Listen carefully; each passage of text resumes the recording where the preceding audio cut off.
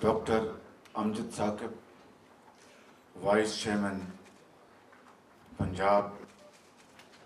Educational endowment fund, chief executive officer Punjab educational endowment fund, special assistant to higher education جناب Rahim Qadri, justice Amir Raza sahib, member board Punjab education endowment fund, doctor زک، انتہائی قابل احترام پیارے طلباء و طالبات، اساتذہ کرام،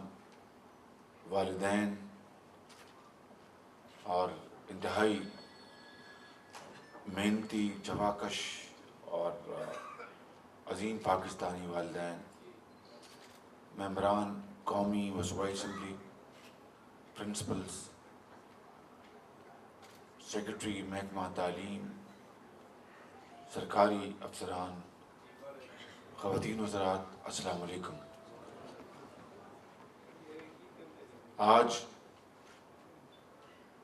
یہ ایک عظیم تقریب منعقد کی گئی ہے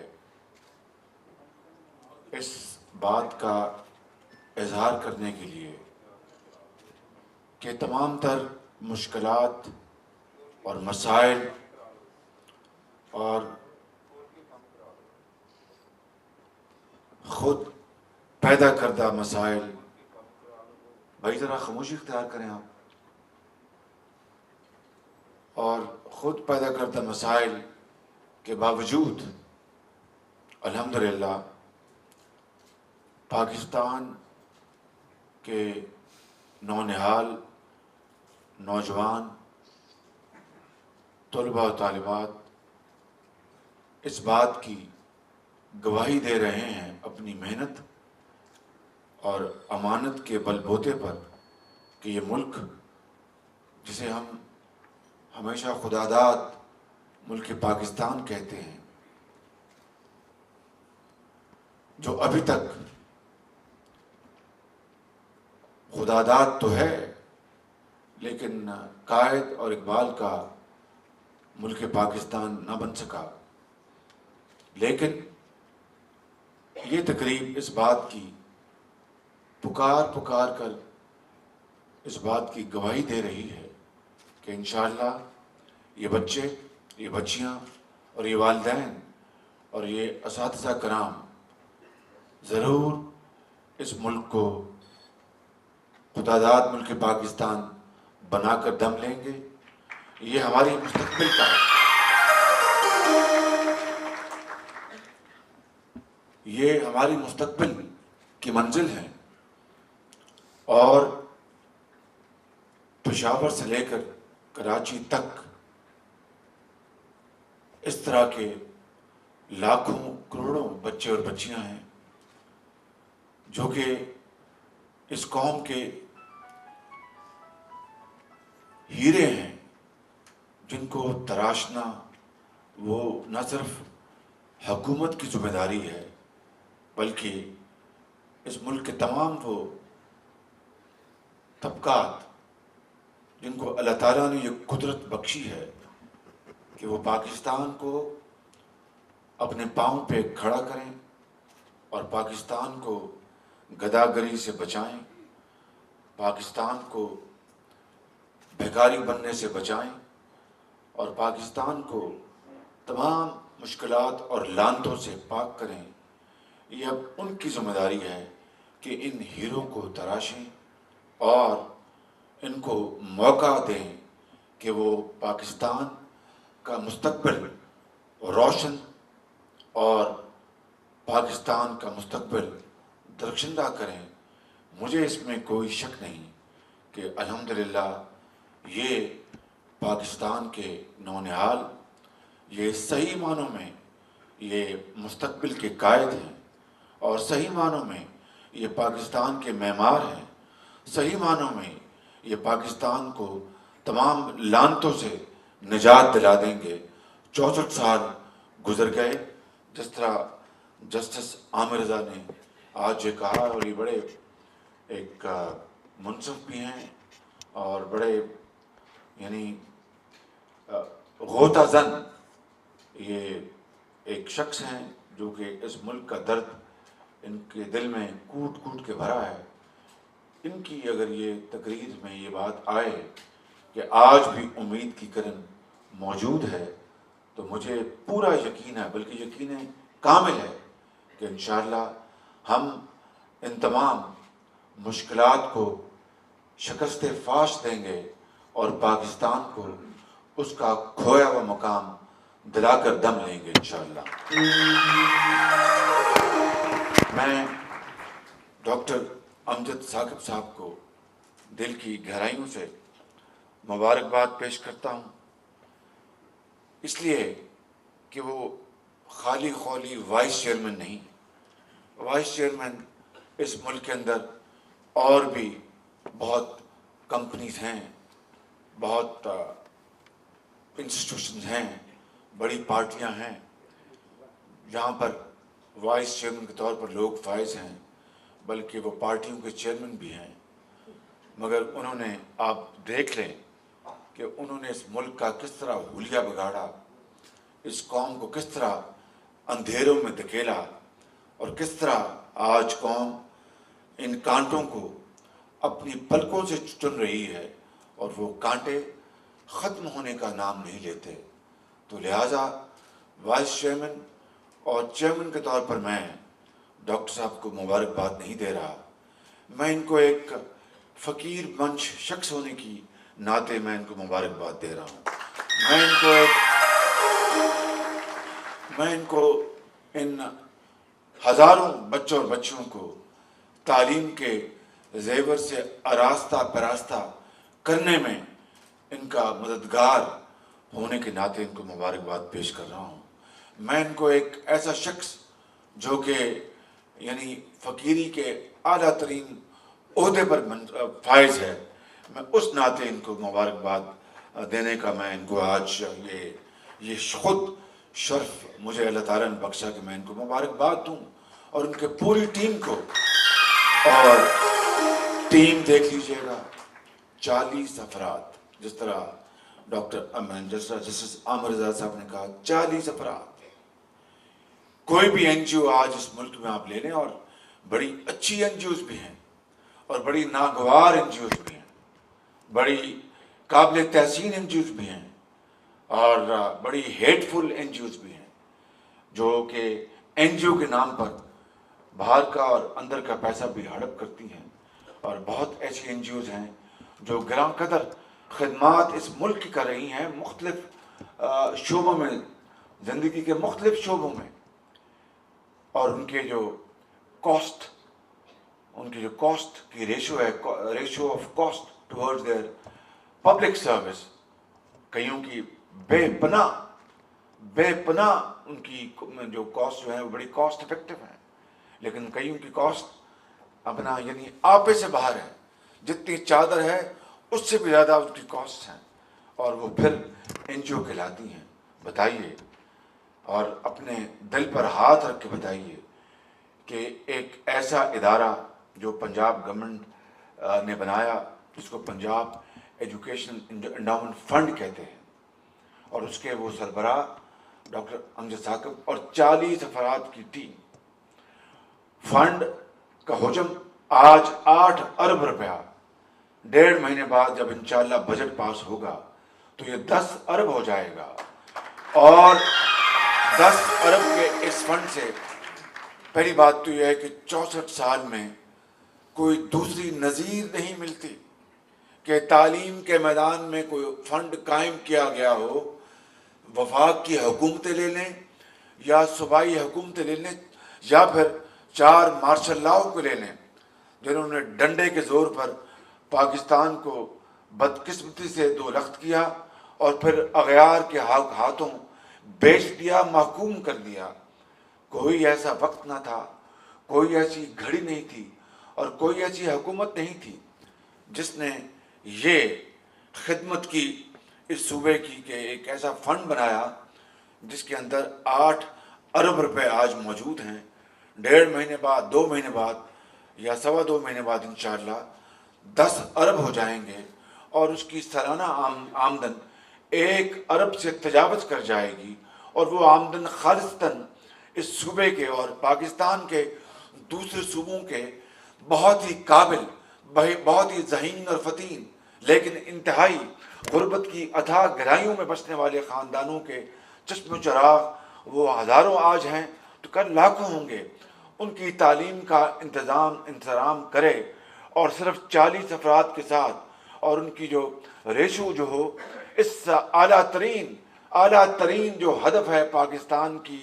وجود کا، پاکستان کی استحکام کا، پاکستان کے بدن کو تعلیم کے زیور سے آراستہ پراستہ کرنے کا، اور خودی کو آگے بڑھانے کا، اور بیکاری پن کو دفن کرنے کا اور آگے بڑھنے کا۔ 40 افراد! مجھے وہ واقعہ یاد آتا ہے 1998 کا، اور شیردل صاحب آج دنیا میں نہیں، میرے وہ بڑے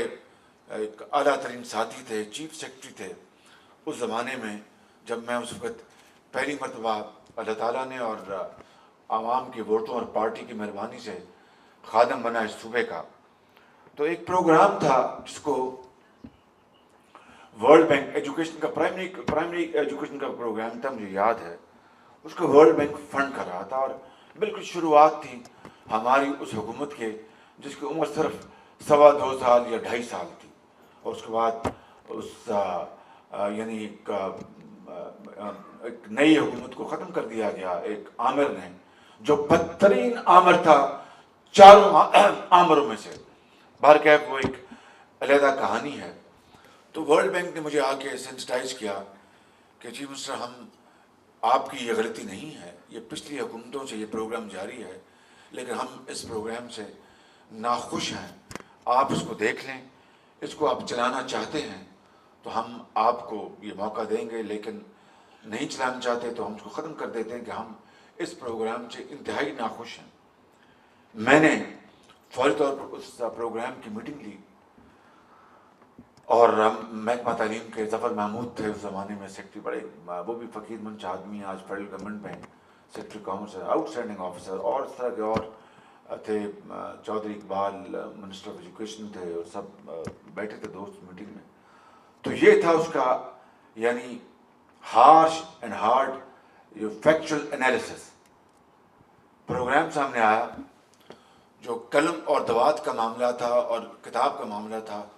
جو فنڈز تھے شاید 5%، جو وظائف دینے تھے بچوں کو اس فنڈ میں سے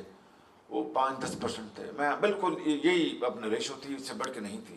اور اس طرح چیزوں کو جو ٹھیک کرنے کا تھا، لیٹ سے ریپیئر اینڈ مینٹیننس، وہ کوئی 5-10% تھی، اور اس طرح بچوں کو وردیاں لے کے دینے کے بعد، یعنی انتہائی خراب یعنی انڈیکیٹرز۔ ایک انڈیکیٹر بہت تابناک تھا اور بہت شاندار تھا، جس سے پتہ چلتا تھا کہ ہوا کا رخ کس طرف ہے اور ڈائریکشن جو ہے ہماری قوم کو کس طرف لے کے جا رہی ہے۔ وہ یہ تھا کہ وہیکلز، گاڑیاں جو کہ اس منصوبے کے لیے کرتا دھرتا جو کل پرزے تھے ان کے لیے رکھی گئی تھیں، افسران کے لیے یا اس پروگرام کے جو کرتا دھرتا تھے، وہ گاڑیوں کا جو فنڈز کی یوٹیلائزیشن تھی وہ 100% تھی، 100% تھی، بالکل 100% گاڑیوں کی اپنا مد میں یوٹیلائزیشن، اور باقی تمام انڈیکیٹرز جو تھے وہ زمین کے ساتھ ناک رگڑ رہے تھے۔ اب بتائیے کہ جس قوم کے اندر یہ شعور پیدا کیا جا رہا ہو کہ بچوں کی تعلیم وہ جائے اپنا جس طرف جاتی ہے ستیہ ناش ہو، تعلیم کتابیں ملتی ہیں ملے نہ ملے، قلم دوات ملتا ہے ملے نہ ملے، فرنیچر ملتا ہے ملے نہ ملے، اور چیزیں ملے نہ ملیں، اور جناب وہ گاڑیاں 100% لے لی گئیں۔ یہ وہی وقت ہے کہ اس وقت سے لے کر آج تک میں نے اس وقت بھی، اس کے بعد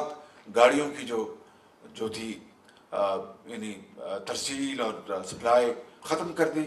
اور میں نے، مجھے یاد ہے ان 2.5 سالوں میں ایک نئی گاڑی میں نے نہ خود نہ کسی اور کو لینے کے لیے میں نے پھر اجازت نہیں دی، اور آج 4 साल, 3.5-4 साल गुजर गए, एक ऑस्टेरिटी कमेटी बनी है पंजाब में, और खसूसी गाड़ियों की जो परचेज होती है उसके ऊपर मेरी बड़ी गहरी नज़र होती है। और ऑस्टेरिटी कमेटी जब मुझे रिकमेंड करती है कि इस मंसूबे के लिए हमें 2 गाड़ियाँ दे देनी चाहिए, तो उसके बावजूद मैं क्रॉस लगाकर 1 आध गाड़ी मंजूर करता हूँ या स्कूटर मंजूर करता हूँ, क्योंकि उस ज़माने से वो एक जो तस्वीर मेरे जहन पे आज तक मौजूद है जो मिटी नहीं। और सुन लीजिएगा कि उस वक़्त भी और पिछले सालों में भी यानी बहस ये होती थी कि जनाब आप उन मंसूबों के ऊपर गाड़ियाँ अलाउ कर दें जो कि फॉरेन फंडेड है। अब सुन लीजिए ये मंतक, और ये मंतक हमारी अफसरशाही भी करती है और हमारी जो बाद सियासतदान भी करते हैं कि these are foreign funded projects, and if one of the segment is vehicles, so let's allow this, because this is not coming from the kitty of the government of Punjab per se. मैंने कहा कि ये fund जो हैं ये हमें तोहफे के तौर पर दिए जा रहे हैं, पाकिस्तान के ऊपर इतनी मेहरबानी की जा रही है कि हमें वो दिए जा रहे हैं तोहफे के तौर पर। कि नहीं, ये लोन है जो हमने 30 साल बाद देना है। तो मैंने कहा 30 साल बाद अगर हमने नहीं देना तो हमारी नस्लों ने देना भी नहीं, वो तो देना है। बस इस गवर्नमेंट के ऊपर कोई कदगन नहीं है, ये 5 साल अपनी करेगी तो हमें नहीं देना पड़ना। अंदाज़ा कीजिए, यानी कोता भी नहीं। और bankruptcy of our vision and our approach and our way forward, कि यानी हमारी नस्लों ने, हमारे बच्चों ने तो लोन्स देने के नहीं देने, हाँ जी वो तो देने हैं, हमने नहीं देने। ये शॉर्ट टर्म विजन, ये टनल विजन, इसी ने पाकिस्तान का बदकिस्मती से आज सत्यानाश कर दिया है। और मैं समझता हूँ कि आज भी इन तमाम अंधेरों के बावजूद भी जो अपने पैदा करता है, किसी ना ये नूरी है ना नारी है, ये अपने पैदा करता है। और इन कांटों को जो हमने खुद इनको बोया है, इसको भी चुनना हमने है, चाहे हाथों से चुने या पलकों से चुने। किसी ने बाहर से आके हमारी मदद नहीं करनी, हमें खुद अपनी मदद करनी होगी। तो मैं कहना ये चाहता हूँ कि इन बदतरीन हालात के बावजूद भी मैंने अपनी ज़िंदगी में इससे बदतर हालात कभी नहीं देखे, बतौर एक पाकिस्तानी के और बतौर एक सियासतदान के। लेकिन मेरा ये ईमान है, मेरे बुजुर्गों, भाइयों और बहनों और इंतहाई काबिल बच्चों और बच्चियों, मेरा ये ईमान है कि आज भी हम ये अहद कर लें, और अहद दिल की अथाह गहराइयों से, खाली नारों से नहीं, मर्सियों से नहीं, तकारीर से नहीं और जोश खिताबत से नहीं, अमल से, कि उसी से ज़िंदगी बनती है। हम अगर ये अहद कर लें कि हमने पाकिस्तान की तारीख का धारा मोड़ना है, बदलना है, तो बाखुदा ये बदल जाएगा। मुश्किल ज़रूर है, नामुमकिन नहीं। और तारीख का धारा हम मोड़ लेंगे, क्योंकि ये कुदरत अल्लाह ताला ने हमें दी है। बेपनाह सलाहियत है इस मुल्क के अंदर, बेपनाह वसाइल हैं जिनको बेदर्दी से लूटा जा रहा है। आज अगर हम सही दिल से फैसला कर लें कि अली बाबा और 40 चोरों को भगाना है और कौम के वसाइल को कौम के कदमों में निछावर करना है, तो ये मुमकिन है। किस तरह? इसी तरह जिस तरह बीफ कर रहा है, किस तरह इस तरह जिस तरह पेफ कर रहा है, किस तरह जिस तरह शफाफ तरीके से 4300 स्कूलों में 5 अरब रुपए की लागत से IT लैब्स बनाई गई हैं। किस तरह? इस तरह जिस तरह 4 अरब रुपए की खती रकम से हम 1,25,000 अपने नौजवान बच्चों और बच्चियों को हम इंफॉर्मेशन टेक्नोलॉजी से लेस कर रहे हैं, और वो उन कंप्यूटर से, उन लैपटॉप से वो नए फार्मूलाज बनाएंगे जिससे करप्शन का खात्मा किस तरह होगा। चाहे वो सियासतदान हो, चाहे वो ब्यूरोक्रेट्स हों, चाहे वो जर्नैल हों, चाहे वो पुलिस ऑफिसर्स हों, चाहे वो अशराफिया हो। किस तरीके से हम ज़राअत में, किस तरह ज़राअत में हम आगे बढ़ेंगे, किस तरह हम ट्रेड और कॉमर्स में आगे बढ़ेंगे, किस तरह हम अकाउंटेबिलिटी इस कौम की करेंगे। ये लैपटॉप्स नहीं हैं, ये पाकिस्तान के मुस्तकबिल का नक्शा है जो इन बच्चों और बच्चियों के हाथ में इंशाअल्लाह आगे बढ़ेगा। میرا یہ ماننا ہے اور مجھے اس کے اوپر اس طرح یقین ہے جس طرح زندگی اور موت کہ ہم ان مشکلات سے اللہ تعالیٰ کے فضل و کرم سے ضرور قوم نکل آئے گی، بشرطیہ کہ قوم اور اس سے بڑھ کر قوم کی جو لیڈرشپ. میں ایک گناہگار آدمی ہوں، ایک ایسا انسان ہوں کہ ہر وقت اگر سجدہ ریز رہوں اور اللہ تعالیٰ سے معافی کا خواستگار ہوں تو شاید مجھے کسی اور کام کے لیے فرصت نہ ملے. لیکن میں یہ آپ سے کہنا چاہتا ہوں انتہائی عاجزی کے ساتھ، انتہائی انکساری کے ساتھ، کہ اس دور میں بھی جبکہ ہر طرف تاریکی نے ڈیرے ڈال رکھے ہیں، بلکہ پنجے گاڑ رکھے ہیں، اس کے باوجود بھی میں انتہائی اعتماد کے ساتھ کہہ سکتا ہوں کہ یہ اگر کہوں کہ پنجاب کے اندر کرپشن کا 100% خاتمہ ہو گیا تو یہ جھوٹ ہے، یہ ممکن نہیں. دنیا کی بہترین جو سوسائٹی ہے، دنیا کی جو موسٹ سویلائز سوسائٹی ہے، چاہے اس کو آپ برطانیہ کا نام دیں یا سویڈن کا نام دیں یا جاپان کا نام دیں یا جرمنی کا نام دیں، وہاں پر بھی کرپشن 100% ختم نہیں ہوئی اور شاید رہتی دنیا تک ختم نہ ہو، کیونکہ آگ اور پانی کا ایک ایسا ایک کمبینیشن جو ہمیشہ چلے گا، جھوٹ اور سچ کا کمبینیشن ہمیشہ چلے گا، اور اسی طرح یعنی لا ابائڈرز اور لا افینڈرز کا کمبینیشن ہمیشہ چلے گا، لوٹرز اور پلنڈرز اور آنےسٹ لوگوں کا کمبینیشن ہمیشہ چلے گا. یہ ضد جو ہے یہ اللہ تعالیٰ کے پیدا کرتا ہے تاکہ وہ دیکھے کہ اس کے اچھے انسان کس طرح بہتری لے کے آتے ہیں اور غلط لوگوں کو کس طرح شکست فاش دیتے ہیں. لہٰذا کہنا یہ چاہتا ہوں کہ جو اچھی اور سویلائز قوموں کا جو تھوڑا امتیاز ہوتا ہے، rule of law, accountability, check and balance, اور وہی جو ہے وہی کار فرما ہوتی ہے زندگی کے ہر شعبے میں. اور اسی کی وجہ سے اگر برطانیہ کے ڈیوڈ بلنکٹ جو ایک یعنی وہ زندگی کی آنکھوں کی جو تھی بینائی سے محروم تھے، لیکن قدرت نے ان کو زندگی کی اور بہت روشنی عطا کی تھی، وہ اپنی محنت سے اور بہت محنت سے برطانیہ کے ہوم سیکرٹری بن گئے 2005 یا 2004 یا 2005 میں، اور وہ وہ کام کرتے تھے، ہاؤس آف کامنز آتے تھے اور پورے برطانیہ میں اور یورپ اور دنیا میں جاتے تھے. ایک دن ایک خبر آئی اخبار میں ان دنوں میں خود غریب الوطنی میں تھا اور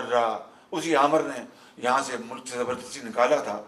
خبر یہ آئی کہ ڈیوڈ بلنکٹ جو ہوم سیکرٹری تھے، ان سے خطا یہ ہو گئی، یا ان کے سیکرٹری سے خطا یہ ہو گئی کہ ان کی جو ایک میڈ تھی گھر میں خادمہ، وہ کسی باہر کے ملک کی تھی، شاید پتہ نہیں فلپائنس کی. تو ویزوں کے یعنی ان کے رینیول کے لیے ایک باقاعدہ قانون ہے وہاں پر، تو ایک کیو ہوتی ہے، فرسٹ کم فرسٹ. اس کے رینیول کے لیے اپنا لسٹ تھی جو کہ ہوم آفس میں کمپیوٹر پر موجود تھی سب کچھ. کہیں سے یعنی کانشیسلی اور ادروائز ان کی سیکرٹری سے ایک ای میل چلی گئی کہ جناب آپ اس خاتون کو آپ کیو سے آپ ہٹا کر اس کو کنسیڈر کر لیں، بس کنسیڈر کر لیں. میں پوچھتا ہوں کہ یہاں پر اس ملک کے اندر لاکھوں کروڑوں اربوں کنسیڈر کے لیٹر گئے ہوں گے سیاستدانوں سے، بیوروکریٹ سے، اوروں سے کہ کنسیڈر کر لیں. یہاں پر تو کنسیڈر کیا، کنسیڈر کے اندر آپ 10 گنا اور چیز آپ ایڈ کر دیں کہ اس کو لگا دیں، اس کو بھی جرم نہیں سمجھا جاتا. وہاں پر اس نے صرف یہ لکھا کہ اس کو کنسیڈر کر لیں، اب اس کا ویزا رینیول کا آؤٹ آف لائن. بس یہ اس کی خطا بن گئی. ٹونی بلیئر نے ایڑی چوٹی کا زور لگایا، ڈیفینڈ کیا، قوم نے نہیں مانا اور ڈیوڈ بلنکٹ کو ہفتوں میں نہیں دنوں میں ریزائن کر کے گھر جانا پڑا. ایک اور حالیہ جو میں بتاتا ہوں آپ کو واقعہ، ٹریجڈی جو ہوئی کہ ایک برطانیہ کے ایک سیکرٹری، یعنی منسٹر کے مطابق ان کا عہدہ ہوتا ہے، ہم یہاں منسٹر کہتے ہیں وہاں سیکرٹری کہتے ہیں. ان کی خطا یہ نکلی کہ 12 سال پہلے ان کا ایک ایکسیڈنٹ ہوا تھا، کار کا ایک ہوا تھا جرمانہ، یا جس کو کیا کہتے ہیں چلان، تھینک یو، چلان ہوا. اور وہ چلان بعد میں ان نے اپنی بیوی کے نام کر دیا کہ یہ میری بیوی سے چلان ہوا. بس تاریخ کا دھارا دیکھے، تاریخ کا جبر دیکھے کہ وہ جو ہوتے ہیں جرنلسٹ، انویسٹیگیٹرز، انہوں نے پتہ لگا لیا کہ یہ تو اس نے 12 سال پہلے، تو جناب انہوں نے کہا کہ یہ جھوٹ بولا انہوں نے. چلان ان کا ہوا تھا، انہیں اپنی بیوی کے ذمہ کر دیا، اور بیوی تھی بڑی وہاں پر وہ وفاشار تھی اس کی بیوی، اس نے مان لیا، اس نے he had to resign۔ تیسرا میں آپ کو بتاتا ہوں کہ ابھی چند سال نہیں، بس سال یا اپنا 2 سال پہلے 3 سال پہلے ہاؤس آف کامنز میں ایک سکیم چلا کہ جناب بعض ممبران دارالعوام نے، انہوں نے جناب جو ان کو لیگل ان کو جو تھا ان کا رائٹ کہ لندن سے جو باہر رہتے ہیں ان کا یعنی رہنے ٹھکانے کرنے کا جو ہے انتظام، کچھ ہزار پاؤنڈ ملتے ہیں، تو انہوں نے اپنے گھروں کو یا دوستوں کے گھروں کو استعمال کیا اور ڈیکلیریشن دے دیا کہ جناب یہ ہم نے استعمال کیے فنڈز، اور فنڈز انہوں نے جیب میں ڈالی، کسی کا 400 پاؤنڈ، کسی کا 1000 پاؤنڈ۔ 1000 پاؤنڈ کا مطلب یہ ہے کہ سمجھیے کہ 12,000 روپیہ یا اس سے زیادہ نہیں، سوری 1 لاکھ روپیہ سے زیادہ نہیں،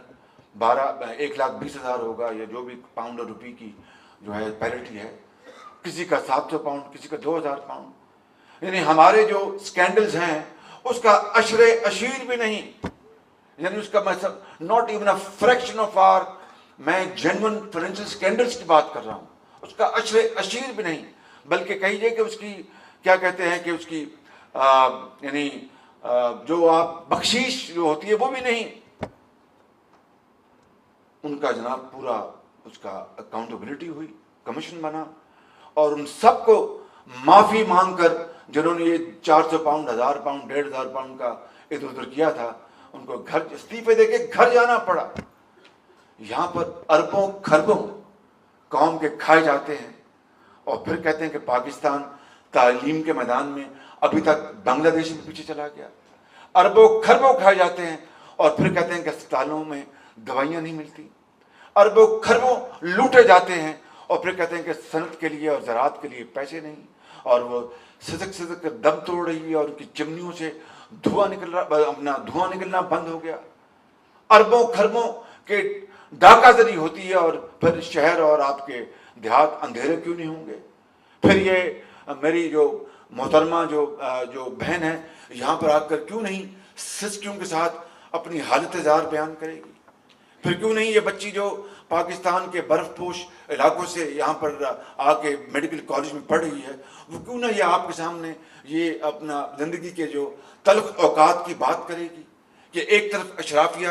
جو کہ ایکشن کالج اور گرامر سکولز اور پاکستان کے بہترین کالجز میں یہاں پر بھی اور باہر بھی وہ ان کے بچے اور بچیاں بشمول میرے تعلیم حاصل کریں، اعلیٰ ترین تعلیم حاصل کریں، اور وہ صرف مٹھی بھر لوگ ہوں، اور دوسری طرف 85 سے لے کر 90% ہمارے جو قوم کے جو والدین کے جو بچے اور بچیاں ہیں وہ گلیوں کی خاک چھانتے پھریں، اور انتہائی ذہین، انتہائی قابل، صرف اس لیے کہ ان کے پاس وسائل نہیں کہ ان ذہین بچوں کو وہ تعلیم دلوا سکیں، اور ایک طرف زندگی کی تمام نعمتیں جو ایک مٹھی بھر لوگوں کی چوکھٹ پر دن رات سلام کرتی ہو، اور ہر طرح کی نعمتیں ان کے اوپر ان کی بارش ہوتی رہی ہو۔ کیا یہ اقبال کا پاکستان ہے؟ کیا یہ قائد کا پاکستان ہے؟ پھر ہم گلہ کریں اوروں سے؟ کچھ خدا کا خوف ہمیں آنا چاہیے، کچھ ہمیں ذرا شرم آنی چاہیے، اپنے گریبانوں میں ہمیں جھانکنا چاہیے۔ میں سمجھتا ہوں کہ اس بدترین منصفانہ نظام نے پاکستان کی لٹیا ڈبونے میں کوئی کسر نہیں چھوڑی۔ اگر کسر باقی بچی ہے تو اللہ تعالیٰ کا خاص انعام اور کرم ہے، یا پھر اس ملک کے اندر بسنے والے بعض بزرگوں کی دعائیں ہیں، وگرنہ 25 سال پاکستان بننے کے بعد جسم کا آدھا حصہ اپنا کٹ جانا، کیا اس سے بڑا کوئی اور حادثہ ہو سکتا تھا؟ اور اس کے باوجود بھی آج ہم نے ہوش کے ناخن نہیں لیے۔ میں سمجھتا ہوں کہ یہ وہ تقریب ہے جس کے ذریعے پاکستان کے چاروں کونوں میں یہ پیغام اپنا ڈنکے کی چوٹ پر جانا ہوگا، اور بھیجنا ہوگا اس پیغام کو کہ اگر ہم نے اس بچے کچے پاکستان کو بچانا ہے تو اپنے احوال درست کرنے ہوں گے، اور غیروں کا کے اوپر جو الزام دھرتے ہیں، اور قانون کی جو حکمرانی کو اپنے پاؤں تلے رونتے ہیں، اور لوٹ مار کا بازار دن رات گرم کرتے ہیں، ان تمام بربادیوں کو خیر بات کہنا ہوگا، دفن کرنا ہوگا، بلکہ تب جا کر ہم اس منزل کی طرف پہلا قدم اٹھائیں گے جس منزل کو حاصل کرنے کے لیے 64 سال پہلے ہمارے بزرگوں نے خون کے دریا عبور کیے تھے اور لاکھوں لوگوں نے اپنا خون کا نذرانہ پیش کیا تھا، بہنوں کے آنچل پھٹے تھے، تب جا کر یہ پاکستان مارز وجود میں آیا تھا۔ اس بربادی کو دیکھنے کے لیے نہیں، اس ناانصافی کو دیکھنے کے لیے نہیں، اس لوٹ مار کو دیکھنے کے لیے نہیں، بلکہ پاکستان کو کاسا بلنکا سے لے کر کوالالمپور تک جھنڈا، سبز ہلالی جھنڈا بلند کرنے کے لیے، اور اگر پوری دنیا کو نہیں تو اسلامی ورلڈ کو اپنے ساتھ ملا کر لیڈر بننے کے لیے۔ کہاں گئی وہ لیڈری، کہاں گیا وہ جھنڈا؟ آج ہم اس طرح محکوم ہیں کہ دن رات کوڑے برستے ہیں، دن رات ڈرونز برستے ہیں۔ ابھی پارلیمنٹ کی قرارداد کا کفن میلا نہیں ہوتا کہ ڈرون برستا ہے، اور کوئی بولنے کا حق نہیں رکھتا، کوئی جرت نہیں کر سکتا۔ کیا یہ ہے وہ میں پوچھتا ہوں، چھوڑے اور اپنا لوگوں کو، ہندوستان کے اوپر کوئی ڈرون برسا کے دیکھے، کسی اور ملک کے اوپر کوئی ڈرون برسا کے دیکھے، پتہ چل جائے گا، چھڑی کا دودھ یاد آ جائے گا۔ لیکن ہم اس حد تک ہم بے ضمیرے ہو چکے، اس حد تک وہ کہتے ہیں کہ ہمارا جو احساس ضیاء جاتا رہا، قوم اور یا کوئی شخص انفرادی طور پر، اجتماعی طور پر زندگی کی رمق رہتی ہے جب تک کہ احساس ضیاء جو ہے وہ موجود ہو۔ اگر وہ سینس آف ریمورس ختم ہو جائے تو وہ پھر شخص بھی مردہ ہو جاتا ہے، وہ قوم بھی مردہ ہو جاتی ہے۔ میں اس لیے سمجھتا ہوں کہ آج ہمیں اس بات کا عہد کرنا ہوگا کہ اگر ہم نے پاکستان کو اس کا کھویا ہوا مقام دلوانا ہے، اور پاکستان کی جو عزت جو سارے بازار لٹ رہی ہے اس کا ہم نے تحفظ کرنا، اس کو بچانا ہے، تو پھر ہمیں اپنے پاؤں پہ کھڑا ہونا ہوگا، اور ہمیں وہ تمام جو طریقے جو ایک مہذب قوم کے ہوتے ہیں ان کو اپنانا ہوگا، اور جو یہ کیو ایج کے یہ جو لوٹ مار اور یہ پاکستان کی بربادی کا آج جو سامان ہم پورے ملک میں دیکھ رہے ہیں، اس کا خاتمہ کرنا ہوگا۔ صرف ایک طبقے کو نہیں، ایک آدمی کو نہیں۔ میں کسی کو کہہ رہا تھا کہ کیا 64 سال میں، اور یہ جو صورت گری میں آج دیکھ رہا ہوں، ہر دور میں کرپشن ہوئی، ہر دور میں ناانصافی ہوئی، ہر دور میں انصاف بکا، ہر دور میں تھانہ کلچر تبدیل نہ ہو، لیکن اس طرح کی 4 سالوں میں جو بدترین جو صورتحال ہے، کم سے کم بطور ایک اسٹوڈنٹ آف پولیٹیکل ہسٹری کے، اور بطور ایک سیاستدان کے، اور بطور ایک پاکستانی کے، میں نے یہ بدترین دور پہلے کبھی نہیں دیکھا۔ اور اس کو میں سمجھتا ہوں کہ بچنے کے لیے کسی ایک فرد کو یا ایک گروہ کو وہ یہ کام نہیں کر سکتا۔ اجتماعی قوت کو ہمیں بروکار لانا ہوگا، اجتماعی اذہانوں کو بروکار لانا ہوگا، اجتماعی صلاحیت کو بروکار لانا ہوگا، اور اس کے لیے ہمیں اجتماعی طور پر اس بات کا ایکا کرنا ہوگا۔ اگر یہ لوٹ مار کا بازار جو گرم ہے، سب خیبر سے لے کے کراچی تک وہ بالکل they are up in arms کہ یہ کیا ہو رہا ہے، اگر میجورٹی کی یہ اس کے پاس جو طاقت ہوتی اور قوت ہوتی اور قدرت ہوتی تو وہ گلا پکڑ لیتی جو اس ملک کے لٹیرے ہیں۔ لیکن کیا کیجئے کہ اس حمام میں سب ننگے ہیں، چاہے وہ سیاستدان ہیں، چاہے وہ بیوروکریٹس ہیں، چاہے وہ ججز ہیں،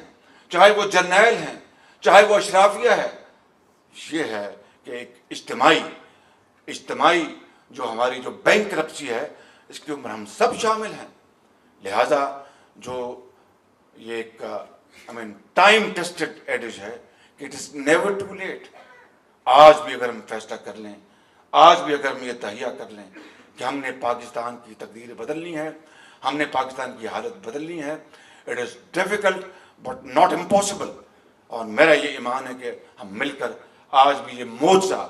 ہم یہ کریٹ کر سکتے ہیں۔ اس کے لیے شرط ہے تقریروں کی نہیں، شعروں کی نہیں، مرثیوں کی نہیں، عمل کرنے کی، محنت کی، امانت کی، دیانت کی اور قربانی کی۔ آج اگر اسلام آباد والے قربانی دیں، میں اس کو قربانی سمجھ لوں گا کہ لوٹا ہوا مال واپس لے آئیں، تو اس قوم کی حالت بدل جائے گی۔ 400 ارب روپے کا جو ویشیس سرکولر ڈیٹ ہے جس نے اس ملک کے اندر گھٹا تو اندھیرے پیدا کر دیے ہیں، وہ چھٹ جائیں گے 6 مہینے میں، شارٹ ٹرم میں چھٹ جائیں گے۔ شرط یہ ہے کہ وہ پیسہ واپس لایا جائے۔ بینکوں کے اندر جو ڈاکہ زنی ہوئی ہے اور پولیٹیکل بیسس پہ جو قرضے معاف کروائے گئے ہیں، ایک چونکہ یہ ایک بڑی ایک محترم یہاں پر محفل سجی ہے، تو قرضوں کے حوالے سے یہ مجھے بات پھر مجھے کہنی چاہیے، اور اجازت دیجیے کہ یہ خود نمائی نہیں، ایک جھوٹوں کا آئی جی آج کل پھر بہت جھوٹ بول رہا ہے دن رات۔ میں یہاں پر پھر اعلان کرتا ہوں ان کیمراز کے سامنے، جو کراچی، پشاور اور کوئٹہ اور لاہور تک اپنی جو شعائیں جو ہیں وہ لے کے جا رہے ہوں گے، اور اس محفل کو گواہ بنا کر کہتا ہوں کہ اگر میرے خلاف یا میرے شریف خاندان کے خلاف ایک دھیلے کا قرضہ معاف کروانے کی اور ایک دھیلے کا سود معاف کروانے کی اگر جھوٹوں کا آئی جی یا اس کا بھی کوئی بڑا یہ ایک ثبوت لے آئے، تو میں اسی وقت نہ صرف میں یہ جو مجھے اللہ تعالیٰ نے اور آپ نے جو ذمہ داری دی ہے خادم پنجاب کی، میں اس سے نہ صرف فوراً مستعفی ہو جاؤں گا، عمر بھر کے لیے سزا کے طور پر سیاست چھوڑ دوں گا، بالکل میں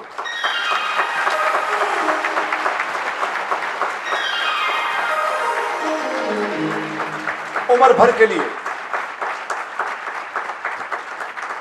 جھوٹوں کو آئی جی کی بات کو تو میں کوئی پرواہ نہیں کرتا کہ وہ چونکہ وہ جھوٹوں کا آئی جی ہے۔ اور ایک آئی جی صاحب نے مجھے ایک دفعہ مجھ سے گلہ کیا، وہ اب آج آئی جی نہیں ہے، وہ ریٹائر ہو گئے، ویری آنریبل مین۔ انہوں نے مجھے کہا کہ چمن صاحب ہمیں آپ سے گلہ ہے۔ میں نے کہا وہ کیا گلہ آپ کا؟ انہوں نے کہا جی کہ آپ نے یہ لفظ استعمال کیا کہ جھوٹوں کا آئی جی آپ نے کہا۔ تو میں نے کہا میں نے آپ کو تو نہیں کہا، میں نے کسی اور کو کہا ہے کہ وہ کہتے نہیں، یہ وہ بات ہم سمجھتے ہیں، آپ نے جھوٹوں کا آئی جی کو کہا، یہ کیوں نہیں کہا کہ جھوٹوں کا چیف سیکرٹری؟